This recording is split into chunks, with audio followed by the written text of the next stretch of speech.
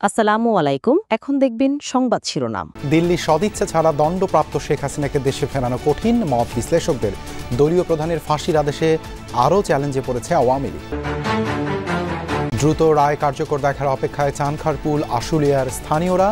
পররাষ্ট্র মন্ত্রণালয়ে সাজার নথি পাঠানোর প্রক্রিয়া প্রসিকিউশনের। যুবদল নেতা কিবরিয়া হত্যায় শুটার জনির চাঞ্চল্যকর তথ্য। মাঠে নেমেছে তদন্তকারীরা। সুষ্ঠু বিচার চায় শোক সন্তপ্ত পরিবার। নির্বাচন কমিশনের চূড়ান্ত তালিকায় ভোটার সংখ্যা প্রায় 12,77,00,000। কেবল ঝুঁকিপূর্ণ কেন্দ্রের জন্য কেনা হবে বডি ওর্ন ক্যামেরা। এতক্ষণ শুনছিলেন সংবাদ শিরোনাম, এখন দেখবেন বিস্তারিত। ভারতের রাজনৈতিক সদিচ্ছা না থাকলে শেখ হাসিনাকে ফেরত আনা কঠিন হবে। প্রত্যর্পণ চুক্তি দিল্লির বর্তমান বাস্তবতায় অপ্রাসঙ্গিক বলে মনে করেন বিশ্লেষকরা। তারা বলছেন, একমাত্র ভারতের জনগণ তাদের সরকারকে চাপ প্রয়োগ করে শেখ হাসিনাকে ফেরত পাঠাতে বাধ্য করতে পারে। বিশ্লেষকদের মত, দীর্ঘমেয়াদে দ্বিপাক্ষিক সম্পর্ক ও স্বার্থ বিবেচনায় বর্তমান অবস্থান থেকে এখনই সরে আসার সুযোগ তৈরি হয়েছে ভারতের সামনে। 2013 সালের 8 জানুয়ারি ভারতের সাথে বাংলাদেশের বন্দি প্রত্যর্পণ চুক্তি স্বাক্ষরিত হয়। এই চুক্তির আওতায় দুই দেশ একে অপরের কাছে অপরাধী এবং পলাতক আসামিদের হস্তান্তর করতে পারবে।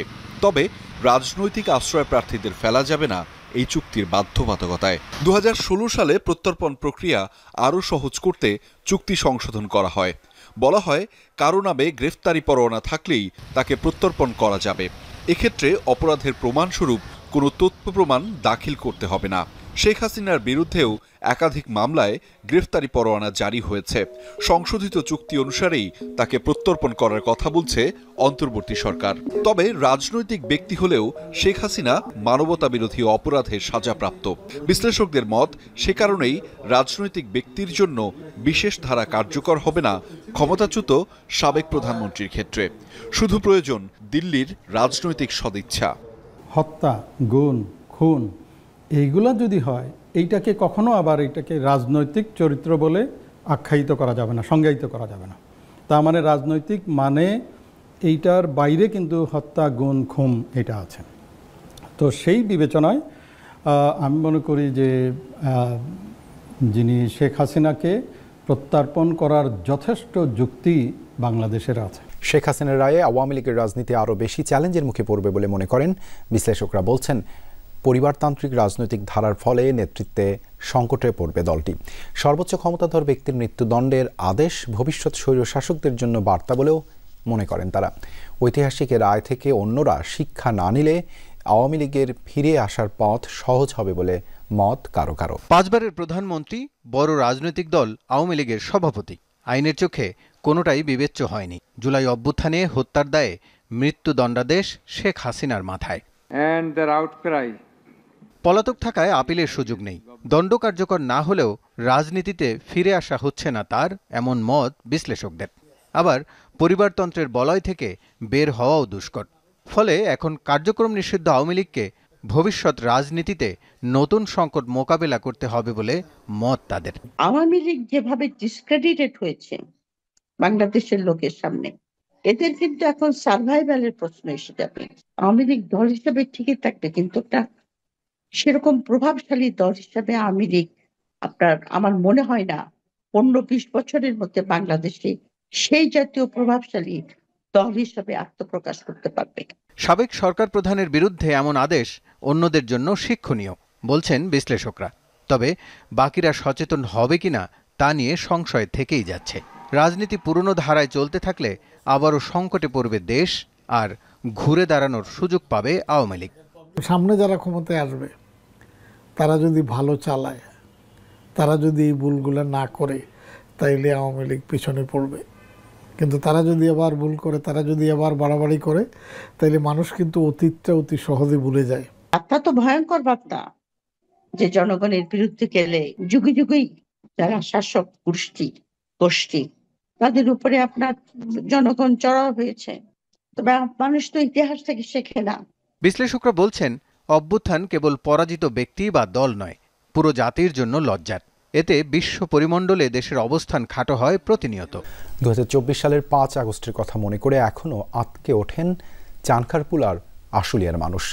দিনটি দগদগে ক্ষত হয়ে আছে তাদের কাছে।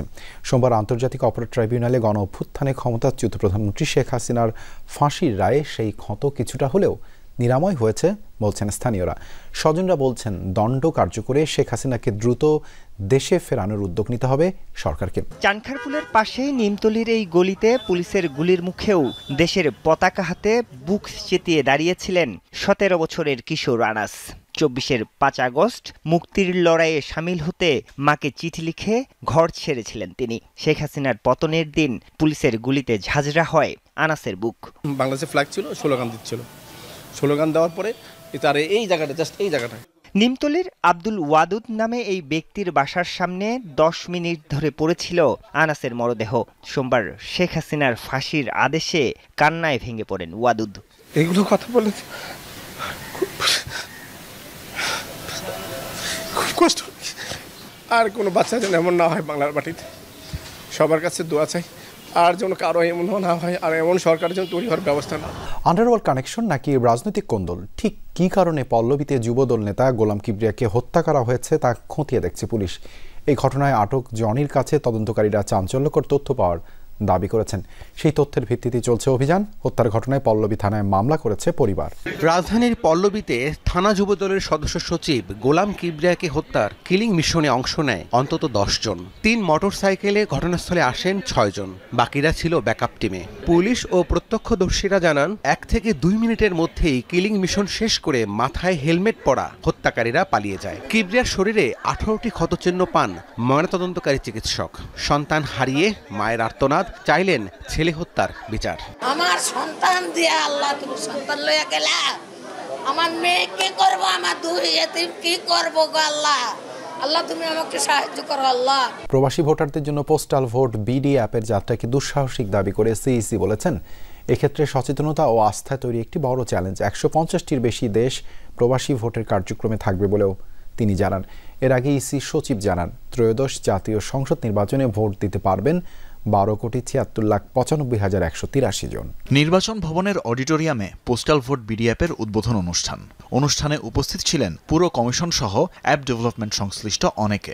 আমন্ত্রিত অতিথিদের মধ্যে ছিলেন সুশীল সমাজের প্রতিনিধি সহ দেশের বিভিন্ন স্তরের গুরুত্বপূর্ণ ব্যক্তিবর্গ। ইসির অন্যান্য কমিশনার ও সচিবদের উপস্থিতিতে অ্যাপটির উদ্বোধন করেন প্রধান নির্বাচন কমিশনার। এ সময় সিইসি এএমএম নাসির উদ্দিন প্রবাসী ভোটারদের উদ্দেশ্যে বলেন, অ্যাপ ব্যবহারে ত্রুটি পেলে পরামর্শ দিয়ে যেন কমিশনকে সহযোগিতা করা হয়। এটি আইটি সাপোর্টেড ডাকযোগে ভোটিং ব্যবস্থা, সে hybrid solution, both online and also manual. Vote প্রদানের বিষয়টি ম্যানুয়াল, রেজিস্ট্রেশনের বিষয়টি অনলাইন। এর আগে নির্বাচন কমিশনার আবুল ফজল মোহাম্মদ সানাউল্লাহ প্রবাসী ভোটারদের ভোট সংক্রান্ত তথ্য গোপন রাখার আহ্বান জানান। সবার কাছে আমার বিনীত অনুরোধ যে আপনারা আপনাদের ভোটের গোপনীয়তা রক্ষা করবেন। এটি একটি ইমানি দায়িত্ব। এটা আমাদেরকে নিশ্চিত করতেই হবে যাতে করে কোনোভাবেই যেন ভোট সংক্রান্ত কোনো তথ্য আগে থেকে প্রকাশিত না হয়।